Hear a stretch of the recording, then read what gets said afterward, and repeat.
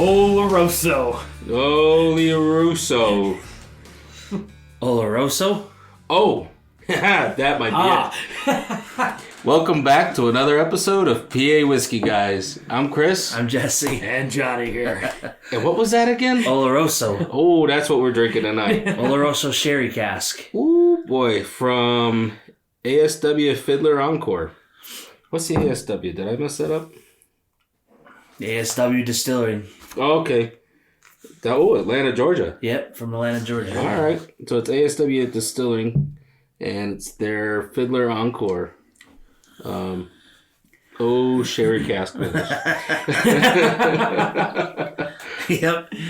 And I'm gonna say this isn't the first Oloroso thing I got that I've had, because I have that other one. You have some scotches that have it, or the Cavallon. Yeah, the That's Cavallon. one, and Macallan you've had. Yeah, the Macallan.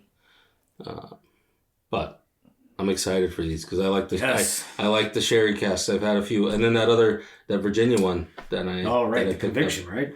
Yeah. Oh yeah, that was a sherry cask too. Yeah, so ASW. I'll jump quick into the distillery or the history of these guys, because these were online purchases, and not to jump too far into the episode, there's another one coming up. Okay. Another bottle. We'll do same thing here, so this might be a little bit longer of an episode. But they're founded in 2016, and they're doing creative finishing techniques, and they are green to glass. So really, which I don't get, because I'll jump into this real quick. MGP was the one that was sourcing this whiskey. It says on the back of the bottle. Yeah. From Indiana, so that's typically usually MGP. Yeah. But these guys are in Georgia. Is MGP doing the grain to glass then? It might be. It could be that Mashbill doing it. Or they doing all the grains and giving it to them. I don't know how that works. I mean, it doesn't really say anything about that. Yeah. This is a wheated bourbon. They do this finish. They do a maple. They do a port. And then we have a rum, so I don't know how accurate my research was. But this one is aged 7 years, 1 month. And it was finished for 7 months in the Oloroso sherry cask. Hey, there you go. See, that's 3 times. Yeah. Now that's wine, right? Sherry wine, yeah. Sherry wine, yeah. Okay. Yeah. These guys, they're Georgia's most awarded craft distillery, blending traditions and innovation. I don't know. I'm not sure what else they make. I know, John, you have a regular Fiddler. Yeah, that's which is a PA toasted, one, right? Right, PA fine wine and good spirits pick. Yeah. So. Yeah, and that's pretty much how I got introduced to these guys, was seeing that, and I'm always all about trying out some stuff that's not as common. Yeah. Little smaller footprint distilleries, and when I grabbed that toasted store pick, I was like, ooh, there's a sleeper. So here I'm reading more, about the distillery notes. They're one of Georgia's first licensed distilleries since Prohibition. Again, not knowing what's down in Georgia. 13th colony's down there. I know that. Yeah. They're in Georgia somewhere. They're a mix of in-house distillation. So maybe that's where the green part comes in, the green to glass part. They're blending with their stuff and MGP stuff. MGP, yeah. So interesting. They do their portfolio is the Fiddler. They do Resurgence Rye, I can't even say it. Dually Double Malt and Winterville Gin. So, and I guess they have multiple locations in Georgia. They offer tours, tastings, and cocktail bars. Oh. So I know that I've seen these guys in videos online, and they're really pretty big for what they're doing, I guess. So. We've never had anything from No, we tasted the one that John had once, although maybe it was just me. I don't know if it was both of us. Maybe it was just me. Did you have a black label one? That's the one. Yeah, that's the one. Toasted, Yeah, that's the one. These two bottles, these are the seal box ones. Yep. So they're pretty unique. Seal box obviously probably did the pick. Yeah. And then sent them out. So. Well, I can tell you on the nose I'm getting a little bit of a cherry. I'm going to dig right in. I don't know if that's what you're about, but I was getting ready, yeah. I'm already here. It's all right. So, take the lead. Yeah, a little cherry and a little bit of like a must. Yeah, it's got a little funk to it. Mm-hmm. Yeah, definitely some nice damp oaky notes to it. Yeah. It's probably the funk we're getting. Darker in color, the bottle too. So. Yeah, the color on this is like... Yeah. I mean, it's pretty dark, Mm-hmm. you know, for 7 years. Yeah, I mean, it is a 7-year bottle, so... And then aged another 7, pulling out the wine, trying to pull that out of the barrels. Yeah, I'm getting the fruit notes. It's not cherry like I've been getting on some of the other ones. It's definitely red fruit for sure, which, I'm going to say like some plum. I want to say I'm getting vanilla in there too. A little bit of vanilla or something like that, I don't get any oak. No? Not really. You guys are diving in to the palate. Got to. I get the... and this is, not to cut you off, Chris, I think you mentioned this is 120.6. No, I don't. No, I didn't. It's 120.6. And so 120, man, wow. Okay. Got a little... That changes it up with the palate a little bit, but I tell you what. Got a little heat on it. So that would make sense. That's higher proof, but wow, it's not. And I gotta say, when you see the green label on this, were you excited thinking it's gonna be a rye? Yeah. Yeah, absolutely. Yeah. Yes, I did. But man, that's why I asked him really. Where's the rye? So. Ooh, this one's tasty. Yes, it is. Flavor right up front, punches you right in the palate, and then nice little Kentucky hug on the way down. Yeah, a little cherry Jolly Rancher runs across the back of my tongue. Yeah, it's got a little warmth to it.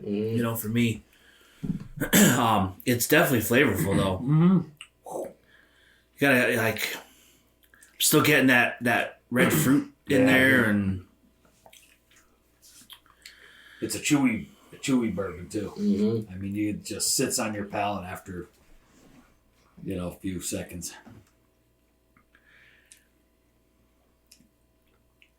I'm getting the drying effect. Full on finish. Tannin, the oak part, and you chew on that a little bit. That'll make your eyes tear up.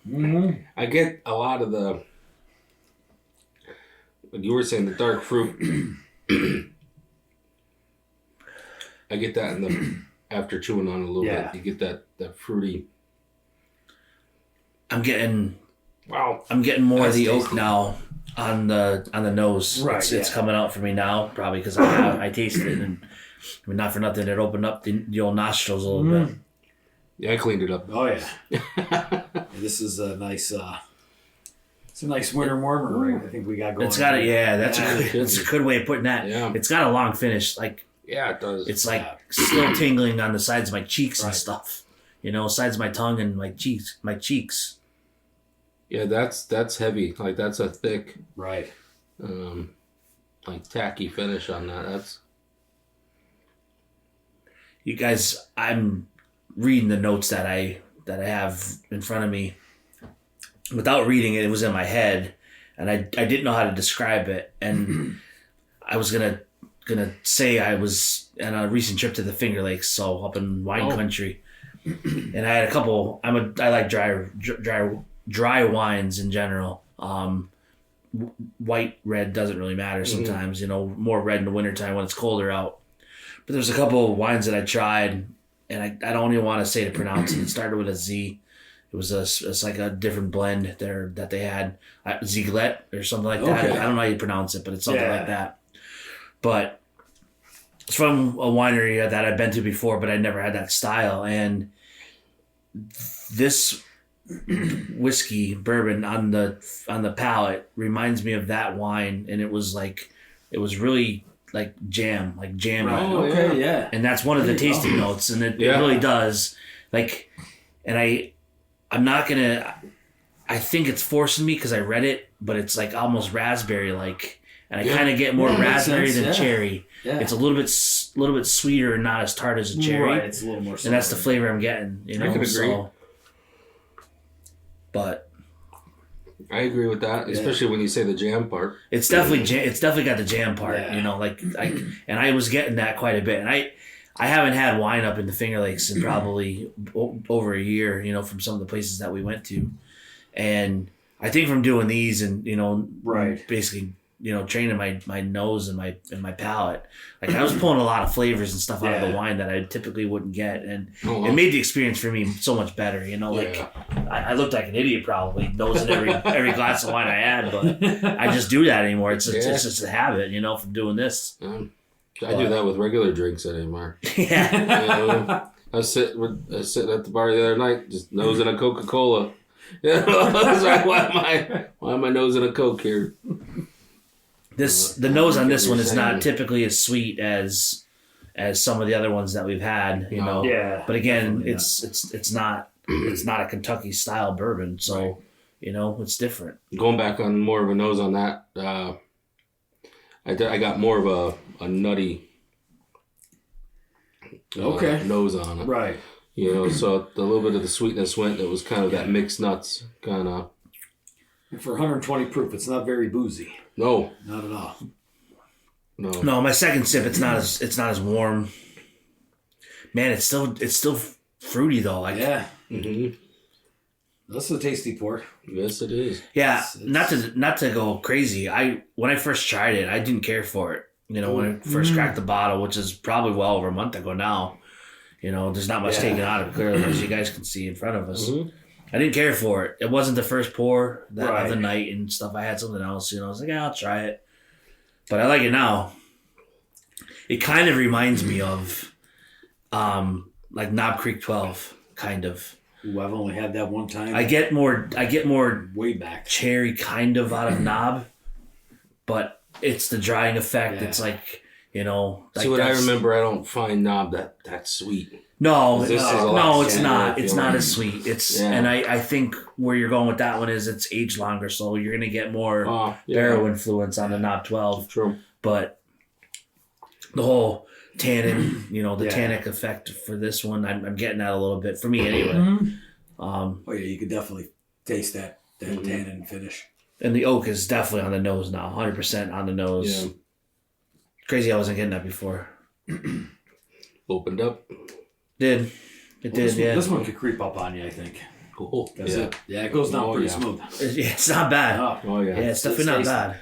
Well, that's why when you said 120 proof, I was like, my eyes kind of popped after. I mean, we had just talked about it, but after trying to figure out how to pronounce the O word, I kind of forgot what the proof was. Oloroso. So after drinking it, after tasting it, and then you say the 120, I was like, oh man, I forgot that was. You wouldn't have suspected. No, not at all. I had no. Right. Didn't get anything on the palate on that one. I get that funk on the finish. I get like the almost earthiness, not like not grainy, but like I don't know. It's not. I don't want to say like a barnyard funk, but it's kind of like a earthy kind of. It's like it's like a walnut shell. You kind of get the walnut shell to it. I mean, that's what. But I'm not getting natural. I'm not getting like the bitterness though. Shell. Would you agree? Like you get like a little bitterness taste from a walnut. Like not. I see where you're going with it. It's not. It's not like a straight up walnut, but it's that earthy, like you're saying, like that just that shell. I don't know how else to describe it. But not bad though.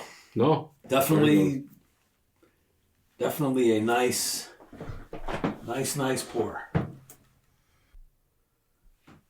All right, so what are we thinking on this one? I like it. Yeah. Yeah, I like it. Definitely thumbs up. Yeah, again, I don't believe that's 120 minutes. Right. Good. That's real good. Yeah. Yeah, it's got a little bit more heat than I expected, and it's not the proof that gets me. I just think it's I don't know. I mean, I still give it a thumbs up. Yeah. It has that similar. It definitely has that similar sherry cask to it, right? As what I've had in the past with the other ones. Like they kind of seem to follow like a similar palate. Yeah, right. Yeah. What if they proof up or the proof that they're using and Yeah. finishing in those type of casks makes that's the perfect pairing or whatever. Yeah. But because that one, the Cavalon's high. it is, and that's got the same characteristics as this one. It makes sense. I don't know other Oloroso sherry cask finishes that I've had. I think we've had a couple. Yeah, LBX. just the Virginia. Oh yeah, the Project PX, X, the PX one. Yeah. Oh yeah. Yeah, that's that's one of Fidelity, them. right? Yeah, there's the Oloroso there. Because I have that one as well. Yeah. Yeah, that's the black label bottles, yeah. It seems to be another trend I'm going down. Yeah. Unknowingly. Wine finish barrels. Yeah, right. But All right, well, good. So we're all in agreement with that one. yeah, Let's kind of roll into the other one that we had mentioned previously, that the Rum Cask Finish. So it's the same thing, AWS Fiddler Encore in Rum Cask Finish. A lot easier to say than the O Sherry, but we're not going to be stumbling around rum, I'm sure. Well, we'll be stumbling, Yeah, right. not around the word. But so this one is, again, another limited edition. It's a cask strength wheated bourbon finished in Richland Rum barrels. It's 115 proof, and the mash bill is the same as the other one. I don't think we mentioned it before, but it was 51% corn, 45% wheat, and 4% malted barley. So it's the same mash bill. And again, we said it was sourced right before. So. Correct, yeah. Chris, there's no rye in this mash bill. I'm telling you, man, I think we're doing something wrong. I think you guys are trying to bamboozle me here. Yeah. You give me 2 green label bottles and not a single one of them's right. Oh, boy. Killing me. But so again, nothing. This is hold on. Was it aged this? Oh, where's that bottle go? It was aged 7 years, 1 month the same, but it was finished 11 months. Yep. Instead of the last one was 7. So, hey, a little different in the aging process there. Looking forward to see what this one's all about. Dive into the nose a little bit. Yeah. Jess, what do you think? What are you getting? And it looks lighter. Sorry, before we go any further, it looks lighter. yeah, it's definitely lighter in the glass and the bottle too. Yeah, I mean, they're side by side here. I get a sweeter nose on this one. I think a little bit sweeter than the other one, which makes kind of sense. I mean, I don't know sherry wine casks. I've really never. I mean, a sherry wine for cooking. Cooking, yeah, pretty much. Right. And it's sweet. It's sweeter. But, it's definitely not going to be as sweet as rum. I feel like this is way sweeter on the nose, man. It is way sweeter. Like straight up, like a cola syrup. And I don't know about you guys, definitely more boozy on the nose. I'm getting that too. I was just going to say that. I'm definitely getting a little bit of the ethanol effect on this one. And this bottle's been open for probably at least 3 months. Yeah, definitely sweeter, vanilla, a little bit of rocket fuel. And it's weird considering this is a lower proof. I mean, not a crazy difference in proof, but yeah, for whatever reason, this one's definitely clearing all my sinuses here. It took out the rum proof and the whiskey proof all in one shot. Well, there's only one way to get around that. Just got to taste. Yeah. Well, I think I messed that first one up there a little bit. Have to go in for number 2. I get a little fruit on the nose as well, though. It's very thin, though. Like, it's a very thin... Right, compared to the Oloroso. Yeah. There you go. Hey! The O Sherry.